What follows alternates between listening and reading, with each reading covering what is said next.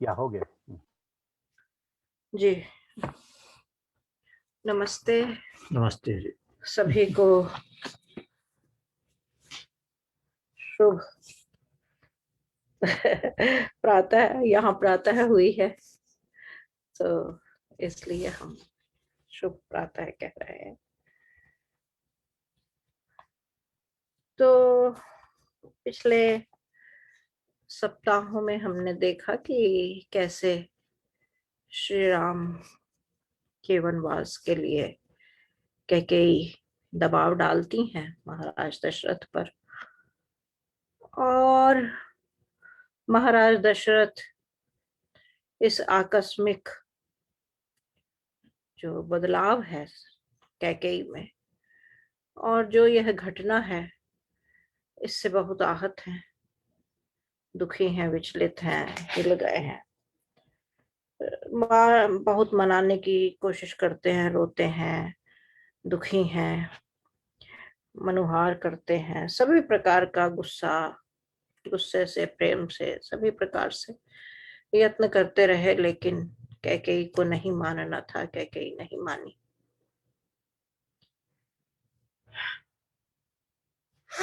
अब अंतिम स्थिति पर पहुंच चुके हैं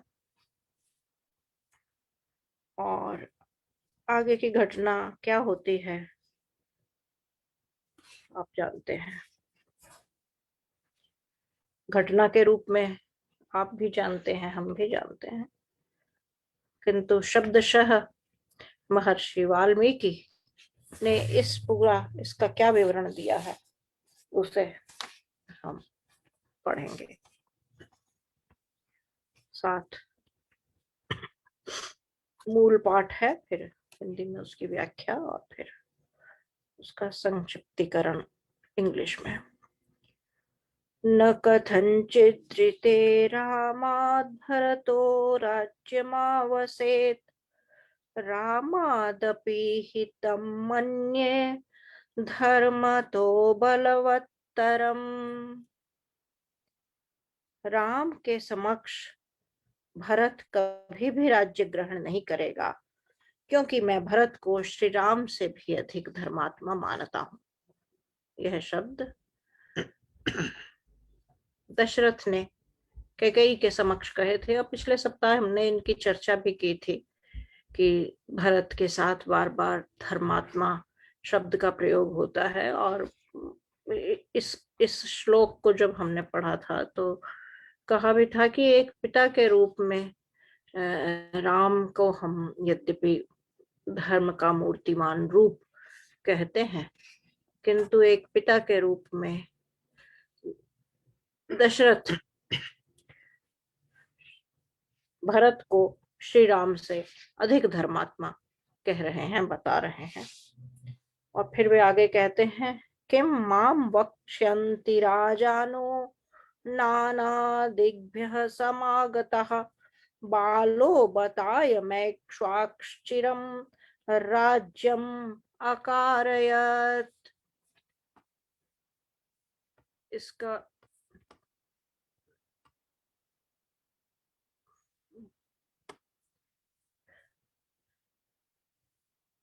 थोड़ा इसका स्क्रीन व्यू बदलना पड़ेगा शायद मुझे।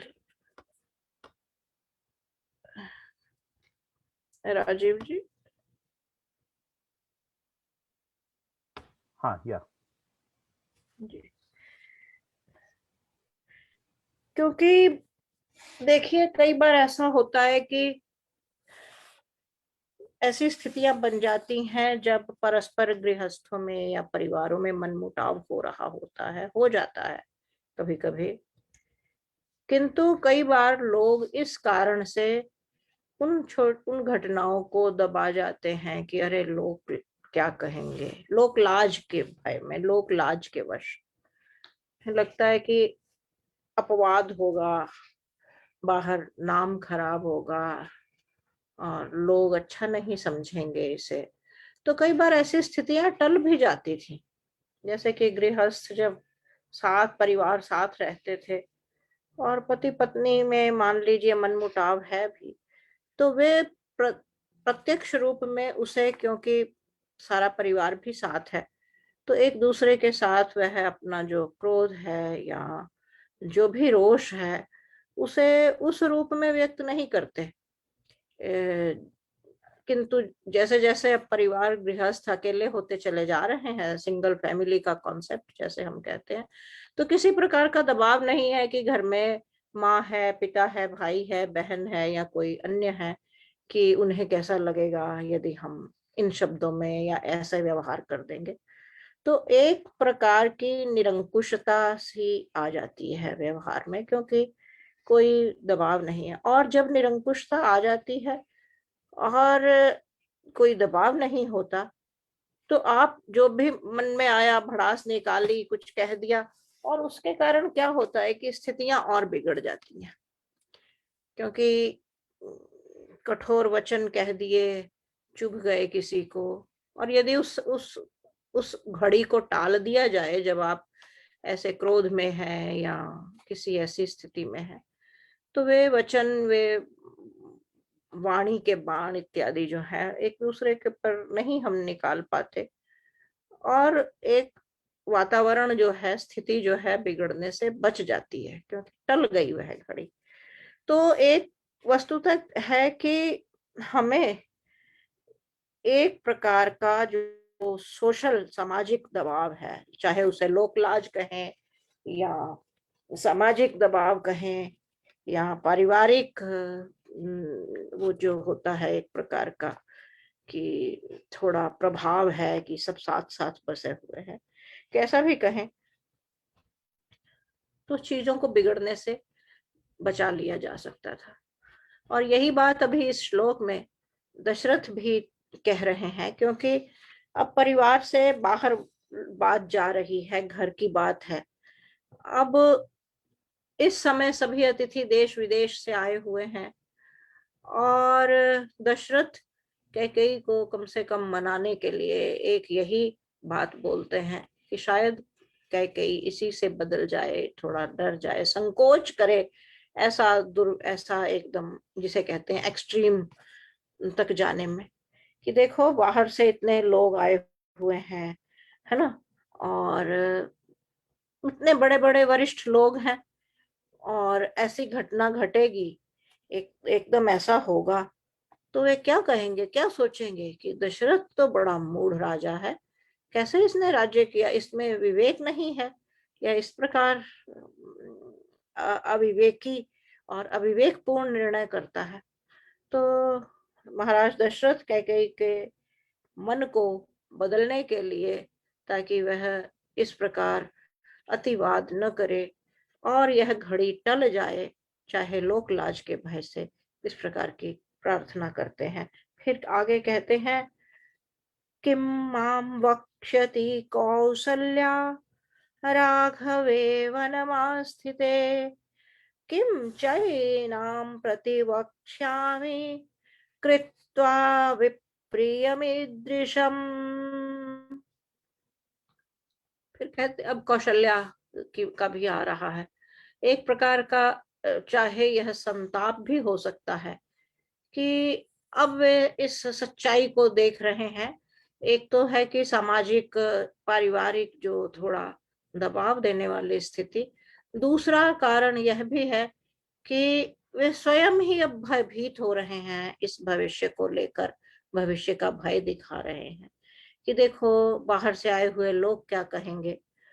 और अब माँ, भरत की माँ जो है कौशल्या, राम की माँ कि कौशल्या को मैं क्या मुंह दिखाऊंगा, यानी देख उन्हें स्मरण आ रहा है कौशल्या जैसी धार्मिक प्रवृत्ति की, एकदम सात्विक दिव्य स्त्री, जो राम की माँ, जिनके गर्भ से राम ने जन्म लिया, सबसे बड़ी पत्नी है दशरथ की।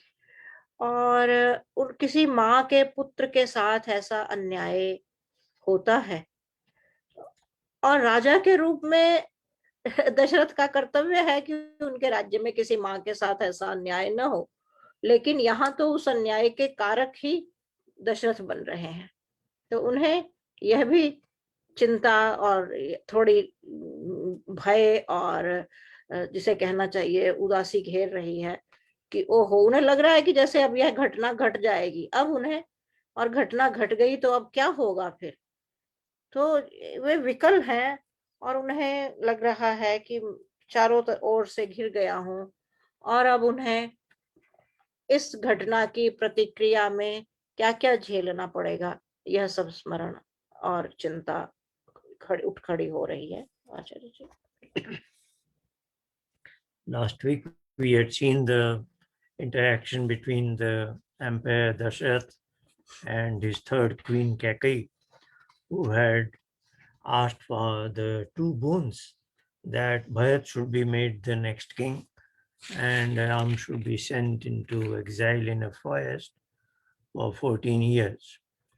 Then we heard that Dashrath gets very angry, and then he went tries to persuade, and yet response from the Kaikeyi was the same, that if this doesn't happen, I will kill myself, take a poison or something like that.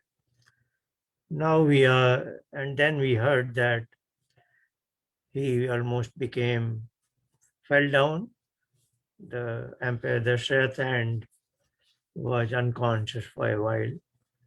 Now he regains some consciousness and is again, this is now second part of that episode. Now he can vividly imagine as if Bharat is the king and Ram is going into the forest. Then what would happen? Now he is narrating and still trying to persuade Kaikeyi, but now arguments are slightly different. Suppose this happens, then what will happen? So first thing he says is, I am very confident because I know both Ram and Bharat, and he's saying Bharat is a more righteous than Ram. He even compares them, and he says with confidence that with presence of Bharat will never take the crown in the presence of Ram. I know it. It will never happen because he is more in righteous conduct. And then he says that if this were to happen, what you are asking, then how will everybody in the world will look at it? What will be their outlook, and how are we going to tackle that kind of abnormal situation? Furthermore, he says that, of course, I will have to face my first wife, Kausalya, the mother of Ram. And if she asks me why Ram is being sent to the forest, what will I say?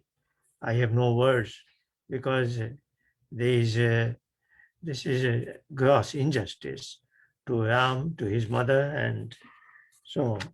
So this is what is again interaction between Dashath is trying his best for Kaikeyi to still change her course of actions, her words, but as we will see, she doesn't deviate at all. यदा यदा च कौसल्या दासेवच्च सखीवच भार्यावत् भगनीवच्च मातृवच्चोपतिष्ठिते प्रतिष्ठति सततं प्रियकामा मे प्रियपुत्रा प्रियं वदा नामया सत्कृता देवी सत्कारार्हा कृते तव। देखिए, एक पति के रूप में यह आत्मग्लानि का सा भाव है दशरथ के मन में, क्योंकि कौशल्या सबसे बड़ी उनकी पत्नी, पहली पत्नी, किंतु कौशल्या से संतान नहीं होती है और आगे वंश कैसे चलेगा, परिवार कैसे चलेगा, और उस सबसे बड़ी चिंता है कि राज्य कैसे चलेगा। तो तो दूसरा विवाह होता है, उनसे भी संतान नहीं होती है। और तब तीसरा विवाह होता है बहुत बड़ी आयु में जाकर कैकेयी से। इसलिए दशरथ और कैकेयी का आयु अंतराल बहुत अधिक है। और जब कैकेयी से विवाह होता है तब एक ऐसी आशा, सभी जब भी पहला विवाह हुआ तब भी ऐसा तो कोई नहीं सोचता कि संतान नहीं होगी। तो जब कैकेयी से विवाह होता है उसके बाद यह निश्चित था कि अब आगे तो संतान नहीं होनी है। महाराज दशरथ इस आयु में पहुंच चुके थे। तो यह आपस में तय हुआ कैकेयी राज और महाराज दशरथ के बीच कि ऐसा ना हो कि कैकेयी के साथ जो संतान हो और उसे उसका योग्य कुछ, क्योंकि ऐसा तब किसी को ऐसा अनुमान नहीं था कि कहीं बड़ी आयु में जाकर कौशल्या या सुमित्रा के संतान हो जाएगी, क्योंकि अभी तक तो संतानें हुई नहीं थी। तो था कि अब संतान होनी है तो कैकेयी से ही होगी। तो कैकेयी के से जो संतान महाराज दशरथ को होगी उसे समुचित अधिकार मिलेगा, यह बात निश्चित हुई थी उस समय जब विवाह हुआ था महाराज दशरथ का कैकेयी से। और फिर ऐसा हुआ क्योंकि कैकेयी से ही यह आशा थी कि वह संतान उत्पन्न करने में समर्थ होगी।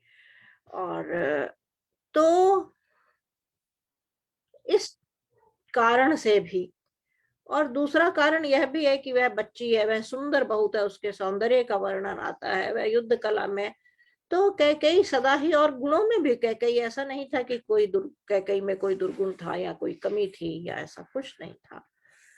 तो कैकेयी के राजवंश में आने पर इनके यहाँ इसे कैकेयी को सर्वाधिक स्नेह मिलता रहा। और इसके कारण ऐसी कई घटनाएं हुई कि कौशल्या जो बड़ी पत्नी थी उन्हें वह समुचित स्थान कैकेयी के आने पर नहीं मिला जिसकी वे अधिकारिणी थी। तो पति के रूप में दशरथ को अब यह ग्लानि हो रही है, आत्मग्लानि हो रही है कि जब जब मेरी सेवा करने का समय आता था, मुझे सेवा की आवश्यकता होती थी, तो सदा कौशल्या ही जैसे मान लो इतनी सेवा करती थी कि जैसे कोई दासी हो कि उसे केवल सेवा के लिए ही नियुक्त किया हुआ, अपनी सुध बुध या अपनी आवश्यकताएं या अपने प्रति किसी भी प्रकार की जो होती है अभिलाषा कि मुझे बदले में ऐसा मिले या ऐसा, किसी भी प्रकार की अभिलाषा से विरत होकर उन्होंने सदा दशरथ की सेवा की। और फिर वो कहते हैं कि और कौशल्या जो साथ दूसरा काम क्या था कि जब भी कोई जब भी बड़े से बड़ा कोई पारिवारिक ऐसा मामला था जिसे पारिवारिक या राज्य के संबंध में कि उसे गोपनीय रखना है, तो सबसे आत्मीय के रूप में सबसे मेरे रहस्यों को संभाल कर रखने के लिए सदा कौशल्या उस रूप में आई, सखी के रूप में मेरी। और फिर जितने भी धार्मिक कृत्य हैं, धार्मिक कृत्य आप और हम जानते हैं कर्म कांड धार्मिक कृत्य नहीं कहते, धार्मिक कृत्य का होता है कि जैसे धर्म की जो हमने व्याख्याएं की हैं और उनके अंतर्गत परोपकार के कार्य हैं, इस तरह के जितने भी कार्य हैं, सामाजिक हित के कार्य हैं, तो परोपकार और सामाजिक हित के जितने भी कार्य थे धर्म से जुड़े हुए, उन सब में वे जैसे एक आदर्श स्त्री, एक आदर्श मनुष्य को होना चाहिए, संवेदनशील, उसी प्रकार वे बढ़ चढ़कर मेरे साथ रही हैं। और कहते हैं, देखिए इस श्लोक से एक और चीज भी निकल कर आती है, उसकी भी चर्चा इसके पश्चात करेंगे। फिर कहते हैं कि हितैषियों में, कि अगर मेरा कोई हित चाहने वाला संसार में सबसे अधिक था, तो सबसे अधिक जैसे हित चाहने वाला होता है वह सगी बहन की तरह, जैसे वह मेरी बहन हो, वह उस रूप में बहन बनकर मेरी रही मेरा हित चाहने के लिए। और जब मुझे भोजन कराना होता था, मनुहार कि भोजन के लिए जैसे माँ होती है, तो उन अवसरों पर वह मेरी माँ के रूप में भी मेरे साथ रहें। और जब मेरे लिए किसी प्रकार की अच्छी कामनाएं करनी हो, मेरी बढ़ोतरी सोचनी हो, या चाहना हो कि मैं ऐसा बनूं, ऐसे सब कार्यों में वे सदा मेरा भला चाहने वाली के रूप में सबसे आगे रहें। हमें सदा मेरा उन्होंने हित चाहा। मीठे बोलने वालों वाले समुदाय में वे सर्वाधिक मीठे स्वभाव वाले रहें। और चारों पुत्रों से समान प्रेम करने की जहां तक बात थी, उसमें भी कौशल्या सबसे आगे रही हैं। चारों पुत्रों से उन्होंने समान प्रेम किया। कभी ऐसा नहीं दिखाया कि कोई एक पुत्र उनका है और वह उनका अधिक प्रिय है और दूसरा किसी दूसरी का है तो वह कम प्रिय हो, ऐसा कभी नहीं हुआ। फिर इतना सब होने के पश्चात भी कौशल्या के साथ आज यह घटना घट रही है ना। और वे कहते हैं कि इतने गुणों से संपन्न कौशल्या के साथ मैंने पहले तो, क्योंकि जब कैकेयी को रानी बनाकर लाए थे, विवाह कर, संतान की अभिलाषा थी और सुंदर और युवती और कई कारण, जितने भी कारण सोच लीजिए, तो कैकेयी के मोह में दशरथ आ गए थे। तो कहते हैं कि एक मैंने तुम्हारे कारण ऐसे दिव्य गुणों वाली कौशल्या के साथ, जो अभी हमने बताए हैं, उन कौशल्या के साथ मैंने कितना अन्याय किया जीवन भर, आज मुझे वह याद आ रहा है। और इतना ही नहीं है कि जीवन भर भी अन्याय किया, अभी वे एक सबसे बड़ा जीवन का दुख उन्हीं कौशल्या को देने जा रहे हैं, जो कौशल्या सर्वाधिक सभी क्षेत्रों में सर्वाधिक दशरथ के लिए करती रही हैं। और इस बात की ग्लानि जब, जिसे कहते हैं कि जीवन खत्म हुआ, तो एक भजन है बड़ा सुंदर, मुझे याद आ रहा है उसकी एक पंक्ति, जीवन खत्म हुआ तो जीने का ढंग आया, जब शम्मा बुझ गई तो महफिल में रंग आया।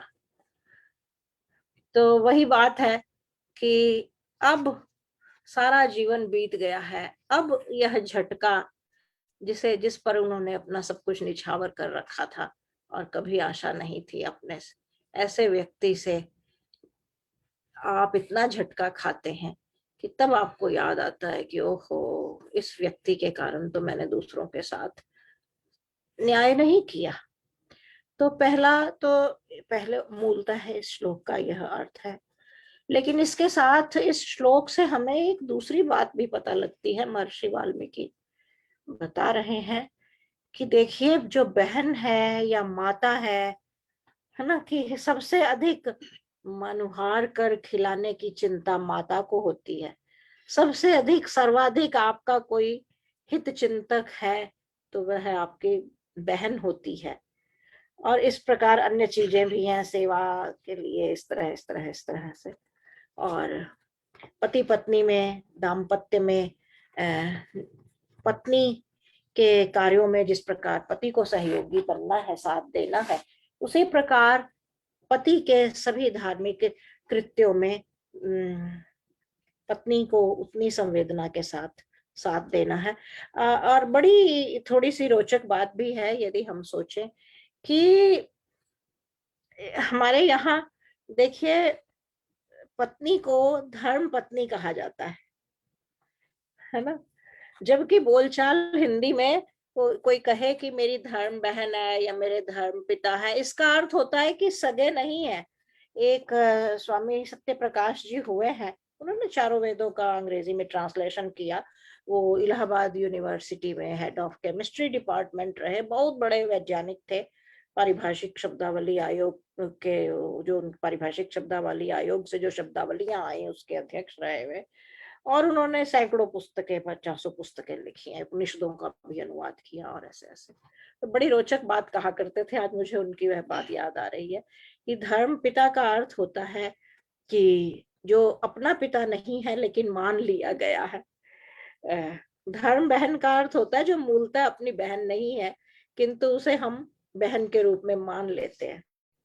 लेकिन यह बोलचाल में है हम, लेकिन हमारे वैदिक वाङ्मय में धर्म पत्नी का अर्थ यदि कोई, इसीलिए जो अनुवादक हैं शब्दों का, भाष्य या भाष्य करते हैं, उन्हें बहुत सावधान रहना पड़ता है कि कैसे किसी बात की व्याख्या की जाए, क्योंकि यदि हम इस सांस्कृतिक और सामाजिक पृष्ठभूमि को नहीं जानते हैं तो कई बार हम गलत चीजों को संप्रेषित कर सकते हैं, और हमारे साहित्य और वाङ्मय के साथ ऐसा होता आया। तो लेकिन धर्म पत्नी का यह अर्थ नहीं है कि अपनी असली पत्नी नहीं है उसे बस मान लिया गया। धर्म पत्नी का अर्थ है कि सभी अब से उन दोनों का साथ रहना ही सबसे बड़ा धर्म है, और सारे धार्मिक कार्यों में सदा पत्नी को साथ लेकर ही वे संपन्न हो सकते हैं। और धार्मिक कार्य का अर्थ पूजा पाठ, पूजा पद्धति या कोई कर्म कांड नहीं है। यह हम बार बार स्पष्ट करते आए हैं और स्पष्ट करना चाहते हैं फिर से। तो इस प्रकार दशरथ अब अपनी जो भविष्य में क्या स्थिति होने वाली है, सब पर क्या प्रभाव पड़ेगा, क्योंकि उन्होंने देख लिया कि कैकेयी तो पिघलने, कैकेयी बदलने से रही। अब वे इसको स्वीकार कर रहे हैं कि अब यह घटना, दुर्घटना घटने ही जा रही है, होने ही जा रहा है।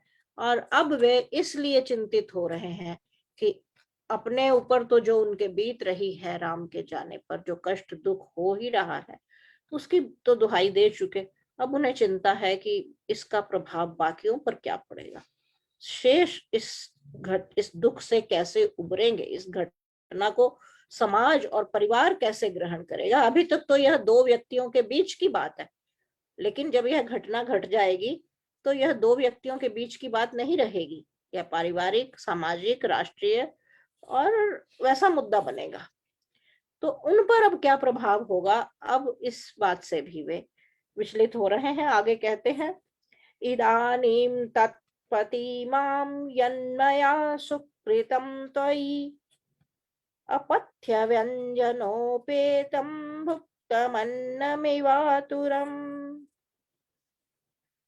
कहते हैं कि कैकेयी को सामने रख कहते हैं कि मैंने तुम्हारे प्रेम में पढ़ या अपने परिवार के सदस्य के रूप में तुम्हारे साथ जो जो सद्व्यवहार किए थे, मैं उन सब को लेकर आज मेरे मन में एक पश्चाताप की भावना आ रही है।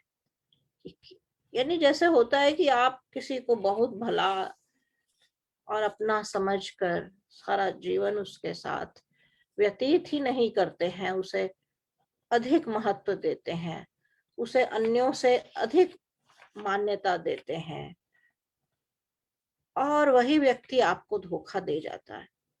तो कहते, यहाँ उन्होंने एक उदाहरण दिया है कि मैं जो सारा जीवन मैंने तुम्हें अपना समझकर, अपना प्रेम और आदर और परिवारी की तरह सब कुछ हमने तुम्हें अपना माना और सब दिया, सम्मान दिया, प्रेम दिया, और मुझे इस घटना का, इस बात का आज बहुत पश्चाताप हो रहा है कि मैंने ऐसा क्यों किया, हमने ऐसा क्यों किया, तुम्हें क्यों अपना समझा। और यह पश्चाताप कैसा है, इसके लिए वे उदाहरण उन्होंने साथ ही कहा कि जैसे आप कई बार बहुत अच्छी चीज है अधिक खा लेते हैं, या विवेक नहीं रहता, क्या सुस्वादु है, अच्छा लग रहा है, खा लेते हैं, लेकिन बाद में उसके पश्चात पता लगता है कि वह आपके स्वास्थ्य के लिए हितकर नहीं थी और उससे आपका स्वास्थ्य बिगड़ जाता है। तो आपको ग्लानि होती है, पश्चाताप होता है या कष्ट होता है कि अरे मैंने वो खाया ही क्यों, मैंने ऐसा क्यों किया, है ना। मैं न खाता तो यह स्थिति ना होती, क्योंकि जो कष्ट झेलना पड़ता है बीमार होने पर, उसका तब अनुमान नहीं होता कि भविष्य में यह क्या परिणाम देगा। आजकल जैसे डॉक्टर कहते हैं चीनी खाइए, और चीनी अधिक खाने से ये ऐसा होता है, पर चीनी बहुत मधुर लगती है बच्चों के मुंह में। कविताएं बनी हुई हैं अंग्रेजी में, हिंदी में, बच्चों के मुंह में चीनी डाल दीजिए, बच्चे बचपन से ही वो एकदम बड़ी मधुर लगती है, बच्चे खा जाते हैं, और फिर यही आदत पड़ जाती है। समझदार माता पिता आजकल जैसे बचपन से ही बच्चों को चीनी और नमक इत्यादि से उनको आदत में नहीं आने देना चाहते, क्योंकि टेस्ट बड्स उसी तरह से डेवलप हो जाती हैं। तो यदि शुरू में ही सावधान रहे होते जैसे आजकल माता पिता हैं बचपन से ही बच्चों को चीनी और नमक इत्यादि से दूर रखना चाहते हैं, जो समझदार पढ़े लिखे और उनके लिए उनके भविष्य और स्वास्थ्य के लिए चिंतित है। तो उसी प्रकार यदि पहले ही सावधान रहा जाए कि किसी ऐसी वस्तु के मोह में नहीं पड़ना जो बाद में जिसका परिणाम अहितकर हो। यही बात महाराज दशरथ कह रहे हैं कि मैंने पहले ही जाना होता कि कैकेयी हमारे वंश का ऐसा अहित करने वाली है, ऐसा विनाश करने वाली है, इतिहास में सदा हमें कलंकित करने वाली है, तो मैं कभी कैकेयी को, मैं और मेरा परिवार, हम आदर सम्मान, मुझे आज उस बात पर ग्लानि हो रही है कि हमने तुम्हें वह सब क्यों दिया कि आज हमें तुम ऐसी चोट पहुंचा पा रही हो, पहुंचाने का तुम्हें अधिकार मिल गया। इस बात पर प्रायश्चित कर रहे हैं। अनार्या इति मामार्यः पुत्र विक्रायिकं ध्रुवं धिक्करिष्यन्ति रथ्यासु सुरापं ब्राह्मणं यथा। कहते हैं कि जो आर्य लोग हैं, आर्य अर्थात श्रेष्ठ, जो ईश्वर के, अध्यात्म के और आदर्श के मार्ग पर चलने वाले लोग हैं, वे लोग अब मुझे धिक्कारेंगे, न कहेंगे कि यह तो अनार्य है, इसमें आर्यत्व नहीं था, यह आर्यत्व से हीन हो गया है, गिर गया है, भ्रष्ट हो गया है। और यह भी कहेंगे कि इसने अपने पुत्र का सौदा कर लिया। पुत्र विक्रेता शब्द जैसे होता है कि इसने अपने पुत्र को कैकेयी के हाथों उसका शिकार बना दिया। पुत्र विक्रायिकम ध्रुवम, है ना, कि बेटे को, ओहो, तो उस धिक्कार की उस कल्पना से वे विचलित हैं। और फिर आगे कहते हैं, जिस प्रकार कोई ब्रह्म विद्या का व्यक्ति, ब्रह्म विद्या पढ़ने वाला व्यक्ति को यदि कोई ऐसा करवा दे कि उसका मस्तिष्क सही उस पर नहीं चल रहा, वह उन्माद में आ गया है, उसे कोई नशा हो गया है और उस नशे में या कोई मद्यपान कर लेता है, कोई ऐसे नशीली वस्तु खा लेता है, तो जिस प्रकार उसे सारा समाज धिक्कारता है, क्योंकि ब्राह्मण का अर्थ है कि जो ब्रह्म विद्या को जानने वाला है, मानने वाला है। तो ब्रह्म विद्या जानने और मानने वाला, अपने जीवन में अपनाने वाला व्यक्ति यदि ऐसे मति भ्रष्ट हो जाए, मति मारी जाए, या संयम में न रहे बुद्धि, और इधर उधर गलत भोजन, गलत आहार विहार करके गली कूचे में भटकता फिरे, तो जिस प्रकार समाज उसे धिक्कारेगा, इसी प्रकार उन्हें लगता है कि अब मैं अपने पुत्र के साथ यह जो कर रहा हूं कि उसे वन में भेजने का कार्य, यह अनार्यत्व का कार्य है, यह आर्यत्व के लक्षण नहीं है और मुझे अनार्य कहा जाएगा। देखिए कितनी बड़ी बात है, आज हम अपने आप को आर्य शब्द अपने नाम के साथ प्रयोग करने में, हम हमें दूसरों ने बहुत से नाम दिए, किसी ने यह कहा, हिंदू कहा, किसी ने कुछ कहा, किसी ने कुछ कहा, और बढ़ते चले गए। लेकिन मूलतः आप देखिए कि हमारे यहाँ पत्नियां पति को संबोधन भी आर्यपुत्र दे कहा करती थी। हम आर्य थे मूलतः, और आर्यावर्त ही देश का नाम था। और वेद का मंत्र है, कृणवंतो विश्वम आर्यम जनया दैव्यम जनम, कि आर्य बनिए, आर्य बनिए, आर्य बनिए। लेकिन आज हम नहीं कहते हैं कि हम आर्य हैं, हम आर्य हैं। आज हमें दूसरों ने नाम दिए, तो हमें मूलतः, मैं यहाँ संकेतवश यह कहना चाह रही हूँ कि हमें आर्यत्व की ओर लौटना है। हमें अपने जीवन में आर्यत्व, खाली टाइटल या पद नाम या नाम के साथ जो दूसरा शब्द प्रयोग होता है, फैमिली नेम की तरह, सरनेम की तरह, उस प्रकार आर्य नहीं लगाने की बात मैं कर रही। वो मूलतः यह कह रही हूँ कि अपने गुणों में आर्यत्व का विकास करना है। और मूलतः विश्व मानव को आर्य बनना है, इसलिए किण्वंतो विश्वम आर्यम की बात है, सबको आर्य बनाइए वाली बात है। क्योंकि यहाँ दशरथ एकदम विचलित है कि अब ऐसा कर्म करने के बाद वे आर्य आर्य तो नहीं रहेंगे, समाज उन्हें अनार्य ही कहेगा। अनार्य हो जाना सबसे बड़ी चिंता है। फिर एक अगला श्लोक आता है, तम तु माम जीव लोकोयम नूनमाक्रोष्टुमर्हति बालिशो बत कामात्मा राजा दशरथो भृशम स्त्रीकृते यह प्रियम पुत्रम वनम प्रस्थापयिष्यति। कहते हैं कि सारा संसार क्या कहेगा कि दशरथ तो बड़ा कामी और स्त्री के वश में आ गया हुआ और बड़ी बाल बुद्धि वाला, मूर्ख जिसे कहते हैं, बचकाना व्यक्ति था। उसका मस्तिष्क संतुलन में नहीं था। क्या बचकाना, जैसे कहते हैं ना हम बोलचाल में कि बड़ा बेवकूफाना कार्य किया, कि बड़ा बचकाना कार्य किया, कि क्या उसकी मति मारी गई थी वाली बात है। कि बहुत ही लड़कपन वाला, जैसे छोटे बच्चे जिनमें कोई विवेक समझ नहीं होती, कि और इतना मूर्ख दशरथ कैसे था, सारा संसार मेरी निंदा करेगा कि एक स्त्री के कहने में आके उसने ऐसा कर दिया। कैसा आदमी था, कैसा पिता था, कैसा राजा था, कैसा व्यक्ति था, है ना। कि अपने सबसे प्रिय पुत्र को एक स्त्री के मोह में पड़ के उसने वनवास दे दिया है, जंगल में भेज दिया, कुछ नहीं सोचा समझा।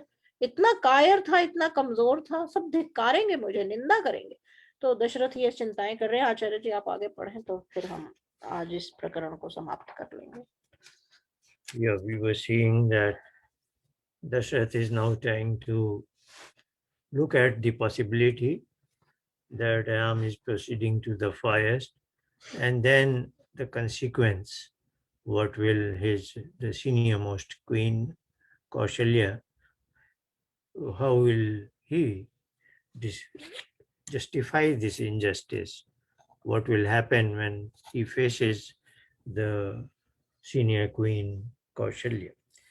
Now, in this context of his relationship with Kaushalya, he's saying that she has served me like a maidservant. So his personal relationship with Kaushalya and how that has been affected and what kind of a turn it will take now, he is describing. She has been serving me almost as a maidservant. She has been my companion in total aspects. She knows everything about me, and I have shared the most deepest secrets with her. And of course, she is my Dharm Patni, as we heard, Bhaiya in all the what we call as Dharm Patni. She's always on my right side whenever we did any ceremonial conducts.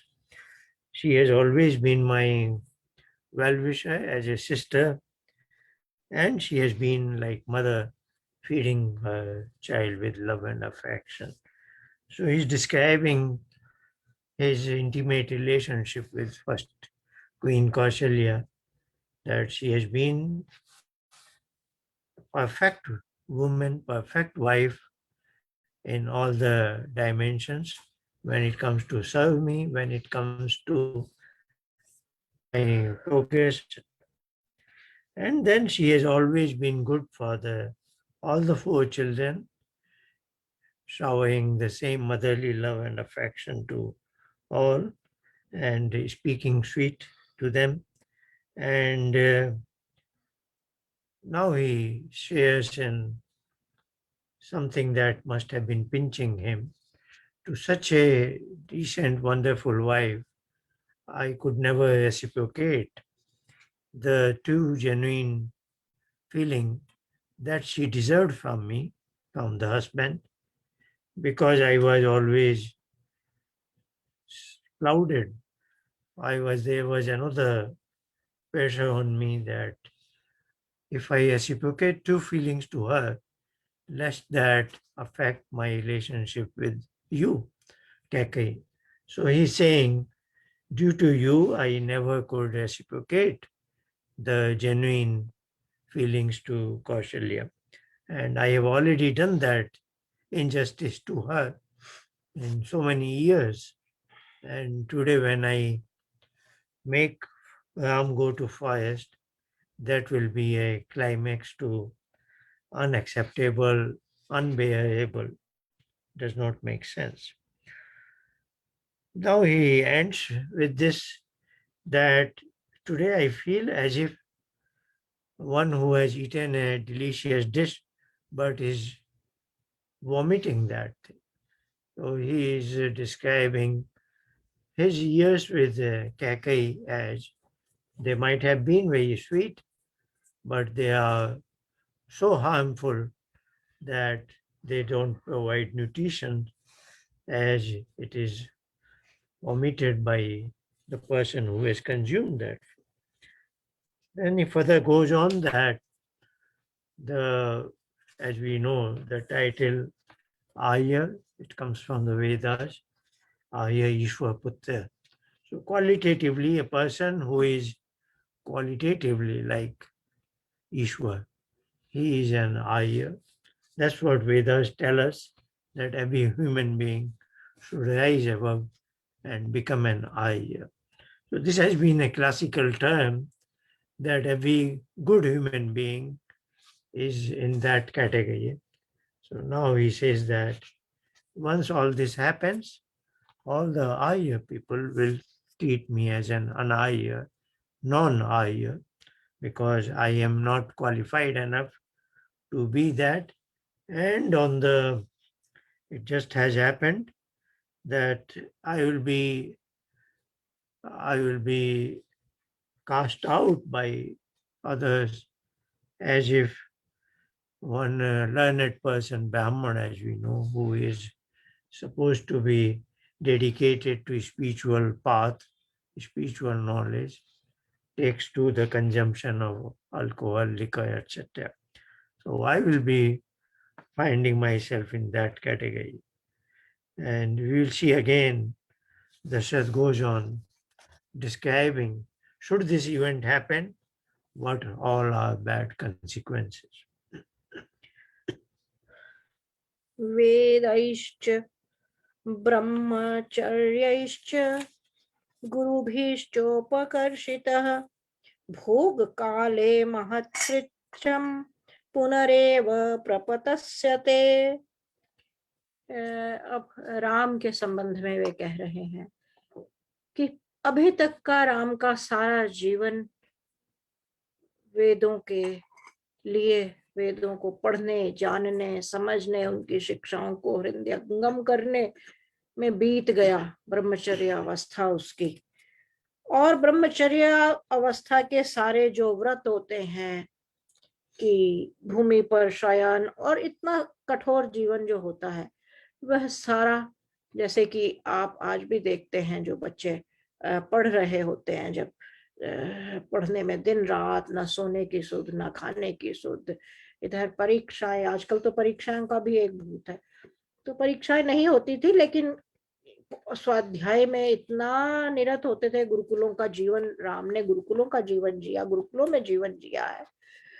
Vishwamitra के साथ उनके, हम देखिए कितने वर्ष वे जाते हैं और अपना जीवन बिताते हैं वर्णों में भटकते हुए और विद्या अर्जित करते हुए, गुरुओं की सेवा करते हुए। तो वह सब स्मरण आ रहा है। वे कह रहे हैं कि राम ने वेदों के अध्ययन, स्वाध्याय और पठन पाठन में अपना जीवन बिता दिया।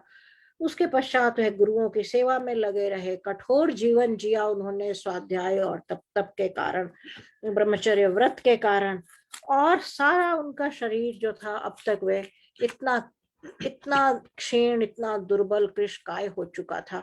अब गृहस्थाश्रम में आकर अब तो उसका, यानी पिता के रूप में वे कहते हैं कि अब तो राम का यह समय आया था कि अब वह अपना देह बनाते, हृष्ट पुष्ट होते और अपना जीवन थोड़ा सुविधा से बिताते, है ना। लेकिन हो उल्टा रहा है कि अब जब वह घड़ी आई है और अब पुनः उसको वनों में अभी तक तो वह पहले भी वनों में रहे और शिक्षा पाई और ये सब, अब पुनः उन्हें उसी जीवन में भेजने की कल्पना दशरथ को खाए जा रही है। स वनम प्रव्रजेत्युक्तो बाढ़मित्येव वक्ष्यति राघवे हि वनम प्राप्ते सर्वलोकस्य अधिकृतम्। कहते मैं उसे कहूंगा कि तुम्हें वन जाना है, और तुरंत वाक्य समाप्त होते हुए कहेंगे जी बहुत अच्छा, है ना, जाते मैं राम को जानता हूँ। मैं जैसे ही आदेश का, अपनी आदेश तो बहुत दूर की बात है, इच्छा भी व्यक्त करूंगा कि मैं ऐसा चाहता हूं कि तुम ऐसा करो, वह सिर झुकाकर उसे स्वीकार कर लेंगे और तुरंत तत्पर हो जाएंगे। और तो राम की ओर से कोई बाधा नहीं है, लेकिन मैं कैसे सहन करूंगा, यह सारा संसार मुझ पर धिक्कारेगा। राम एक शब्द नहीं कहेंगे, वे चुपचाप उसे स्वीकार कर लेंगे, लेकिन संसार और भविष्य की पीढ़ियां मुझे धिक्कारने से कभी वो नहीं होंगी, विलग नहीं होंगी, विचलित नहीं होंगी, क्योंकि मेरा कार्य ही धिक्कार के योग्य है। मैं इतना धिक्करणीय कार्य कर रहा हूँ। और कौशल्याम च सुमित्राम च माम च पुत्र स्त्री भी सह प्रक्षिप्य नरके सात्वम कैकेयी सुखिता भव। बहुत छोटा सा बड़ा स्पष्ट सा अर्थ है कि मुझे और मेरी दोनों कौशल्या और सुमित्रा रानियों को और मेरे तीनों पुत्रों को दुखों में धकेल कर, क्योंकि भरत के लिए तो राज्य मांगा है, तो भरत के लिए तो, लेकिन उन्हें पता है कि ये तीन पुत्र तो कम से कम इससे सुखी नहीं होंगे, भरत संभवतः सुखी हो भी जाए, ऐसे भरत पर भी उन्हें संदेह है। लेकिन वे कहते हैं कि मेरे पुत्रों को, मेरी दोनों रानियों को, मुझे और पूरे राज्य को दुख के गर्त में, दुख के कुएं में, दुख की कारा में धकेल कर, कष्टों में फेंक कर, अगर तुम सुखी हो सकती हो, मुझे इसमें संदेह है, और यदि सुख पा सकते हो तो पाकर देखो। प्रियम चेत भरतस्य स्तैद्राम प्रवाजनम भवेत् मास्म मे भरतः कार्षित प्रेत कृत्यम गतायुषः। कह रहे हैं कि यदि, क्योंकि अभी तीन पुत्रों की बात की, अब भरत के संदर्भ में कह रहे हैं कि यदि राम के वन जाने के बाद भरत को अच्छा लगा और वह सुखी रहा, तो मेरा यह आदेश है कि मेरा दाह संस्कार भरत नहीं कर पाए, मेरे दाह संस्कार में भरत सम्मिलित न हो, न मेरी देह को छुए और न उसे पुत्र के रूप में कोई अधिकार रहेगा। मृते मयि गते रामे वनम पुरुष पुंगवे सेदानीम विधवा राज्यम सपुत्रा कारयिष्यसि। मेरी मृत्यु हो जाए, मैं न रहूं, क्योंकि उन्हें तो, वो तो अब इसी अवस्था में आ चुके हैं कि मैं तो जीवित नहीं रहूंगा, और राम वन में जाएगा। तो कहते हैं कि तुम ऐसा करके पुरुष श्रेष्ठ, क्योंकि राम के लिए मर्यादा पुरुषोत्तम भी हम इसीलिए कहते हैं कि पुरुषोत्तम जो शब्द है पुरुषों में श्रेष्ठ है, मानव मनुष्यों में श्रेष्ठ है, तो इसलिए तो कहते हैं ऐसे मानव श्रेष्ठ को वन में धकेल कर, दंडित कर, अपने पति की हत्या करने के बाद, पति के मर जाने के बाद तुम खूब विधवा होकर सुख पा सको तो पाकर देखना कैसा तुम्हें सुख मिलेगा। तुम पाना वह सुख, और धिगस्तु योषितो नाम शठः स्वार्थ परा सदा न ब्रवीमि स्त्रियः सर्वा भरतस्यैव मातरम। ओहो, पहले उनके मुंह से निकलता है कि धिक धिक, कहते हैं धिक शब्द से ही हिंदी का धिक्कार शब्द भी बना है, कि धिक्कार है ऐसी स्त्रियों को, धिक्कार है स्त्रियों को कि ये सदा ही धूर्त और स्वार्थ में लगी रहती हैं, स्त्रियां कुछ विवेक नहीं रखती हैं। और फिर इतनी बात कहने के बाद उन्हें लगता है कि नहीं, मैं सब स्त्रियों की बात नहीं कह रहा, मैं उन स्त्रियों की बात कह रहा हूं जो ऐसे कार्यों में लगी रहती हैं, जो सदा दुस्वार्थ सिद्धि में और धूर्तता में, है ना। हम आप जानते हैं, अपने आसपास थोड़ी आंख उठाकर देखिए, हमें अच्छी से अच्छी स्त्रियां भी दिखाई देती हैं। अभी महिला दिवस गया, मैं उस दिन भी कह रही थी, स्त्री सशक्तिकरण का यह अर्थ नहीं होता है कि स्त्री शोषक बन जाए। जो निर्बल स्त्री है, जिन्हें निर्बल है, जो वंचित है, उन्हें सशक्त, उन्हें उन्हें उनके अधिकार दिलाने हैं। यह नहीं है कि वे जो शोषण समाज का एक वर्ग कर रहा है और स्त्रियां भी वैसा शोषण करें, यह कोई सशक्तिकरण नहीं। तो इसलिए यहाँ भी स्त्रियों की सबकी बात नहीं आ रही, धिक्कार उन्हें कहा जा रहा है जो सदा चालाकियों में, धूर्तता, ईर्ष्या, छल कपट, तेरा मेरा, है ना, और लंपटता तो नहीं कहना चाहिए, स्वार्थ सिद्धि इत्यादि में लगी रहती हैं। उन स्त्रियों के लिए महाराज दशरथ ने कहा कि मैं धिक्कार कहता हूँ। और यह वह कार्य जो किया है उन स्त्रियों का, किसी को मूर्त रूप देखना हो तो वह भरत की माँ है। देखिए कितनी बड़ी बात कह दी है उन्होंने कैकेयी के लिए। और प्रताम्य वा प्रज्वल वा प्रणश्य वा सहस्रशो वा स्फुटिता महीम व्रज, न ते करिष्यामि वचः सुदारुणम् ममाहितं कैकेय राजपांसने। ओहो, कहते हैं कि हे कुल कलंकनी, कैकेय वंश की कुल कलंकिनी, क्योंकि कैकेय वंश की है, कैकेय उनके पिता के लिए आता है, कैकेय राज्य, उनका राज्य भी कैकेय था।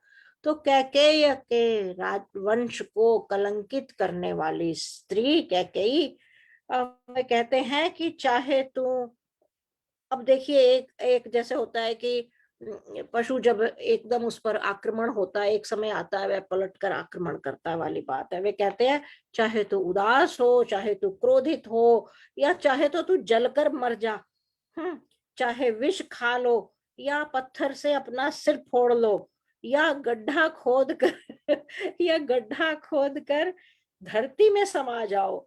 मैं इन वाक्यों को पढ़कर मुझे हंसी भी आ रही है, लेकिन हंसी इसलिए आ रही है कि देखिए एक समय जब अपनी व्यक्ति नीचता पर आ जाता है, तो कितना भी श्रेष्ठ आर्य है दशरथ, है ना, लेकिन श्रेष्ठ से श्रेष्ठ व्यक्ति भी अपना संयम खो देता है।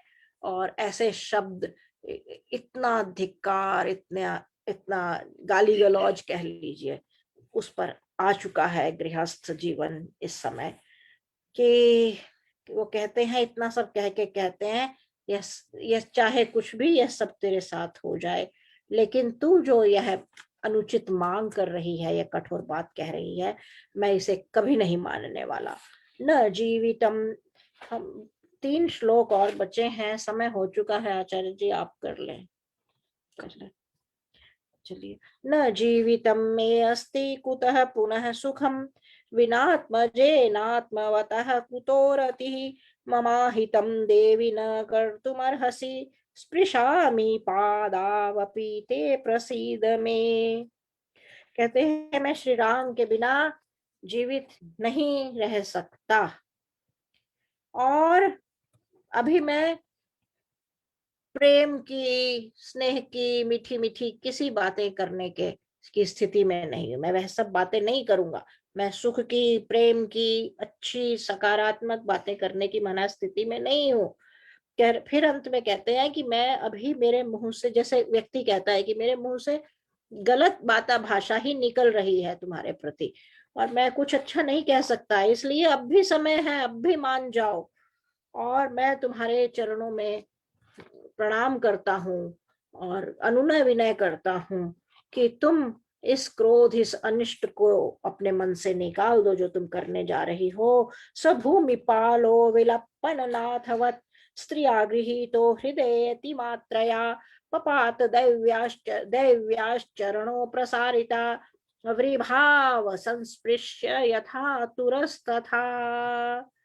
कहते हैं कि जब इस प्रकार डांटने, डपटने, धिक्कारने, लज्जित करने और अनुनय विनय करने, सभी प्रकार के उपाय जब दशरथ ने कर लिए और कैकेयी नहीं मानी, तब महाराज दशरथ जो थे, उन्होंने ओहो अनाथों के समान गिड़गिड़ाते हुए अपने दोनों, जिसे कहते हैं, अपने हृदय को और जो कैकेयी ने अपने पांव फैलाए हुए थे, जो पसर के जो पड़ी हुई थी, तो कहते हैं कैकेयी के उन फैले हुए चरणों पर को अपने हाथों से पकड़ लिया, सिर पटकने लगे उस पर और मूर्छित होकर धरती पर उसके चरणों में गिर गए।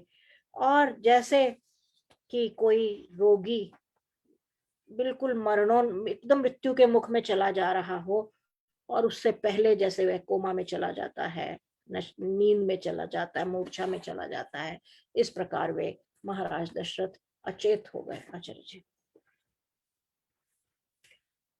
We were hearing that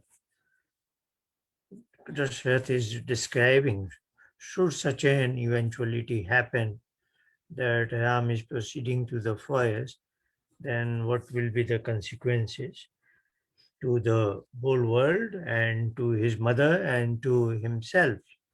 And then he says he is already after his Brahmacharya student life. This was the time now to regain the body makeup, etc. The in the householder life as a king, and now you are making him proceed back to the forest. That will be disastrous, of course. And then he says, as I know him, when I put this kind of a demand, not as an order, but even as a suggestion, he will say that is fine and he will obey my words, my even desires, that I know. But what will the others say? That there will not be any complaint from him, but what will be the opinion of the all others who will be watching all this? And then he is finally saying, when you put all the other two queens, Kaushalya, Sumitra, and other three sons in this kind of a pain and misery, then will you be able to remain happy? He is still slightly doubtful about Bharat. So he's saying about the other three sons. And then he adds that in case Bharat takes it happily, then he expresses his desire that should that happen, then I think Darshath has almost is able to see his imminent death now. And he is not able to take up all these developments. It has been a massive shock to him. So he is even contemplating as if I will be dying soon. And then he says, should Bharat take this in a positive manner, then he should not be allowed to even attend my last rites, etc. She cannot touch even my body. And then you will be a widow, isn't it? When I am dead and Ram is in the forest, do you think you will be happily ruling the world with your son? You know. Now he goes on for a moment. He says that, is this what the women are like? They are so selfish at certain moments. Then he realizes that, no, I shouldn't say that for all the women, but here is the mother of Bharat who is going to extreme for her selfish needs and demands. And then he says, finally, he's saying, so this episode is still continuing. It's quite a long episode because of the gravity of the situation, obviously. Now he again says, may it happen, whatever happens, whether you take poison or you do this or you break your head, whatever it is, I am not accepting your demand. So what we have been hearing for last 3 weeks, this dialogue, and now the finality is he says, I will not accept this demand, and he falls down on her feet and declares that. Then we'll see next. Again, this episode continues. Again, there will be a conversation between Kaikeyi and Dashrath before Dashrath really accepts finally as we know it. Thank you very much. अगले सप्ताह हम इसी प्रकरण, सर्ग तो यह यहाँ पूरा होता है, लेकिन प्रकरण यह चलता रहेगा, क्योंकि फिर उनके बीच में एक और संवाद होता है। वे छटपटाते हुए मृत्यु के मुख में पड़े हुए वे फिर कलप रहे हैं महाराज दशरथ। या कई भी फिर अपनी बातें कहती है, इसे हम आगे बढ़ाएंगे। आप सभी अपना ध्यान रखें और इन शब्दों को से कुछ प्रेरणा ले सके, हम सब ले सके तो अच्छा हो। धन्यवाद, नमस्ते, फिर धन्यवाद।